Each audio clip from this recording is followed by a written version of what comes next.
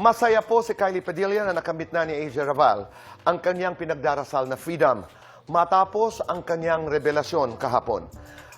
Kinonfirm din ni Kylie na maayos ang relasyon ng kanilang mga anak. Nagpadala si Kylie ng exclusive statement sa ating programa, and I quote, "I'm happy that as a mother, AJ feels a sense of freedom for her children. That was very courageous and brave of her. I'm proud as a mother too. I know that was the right thing for her to do."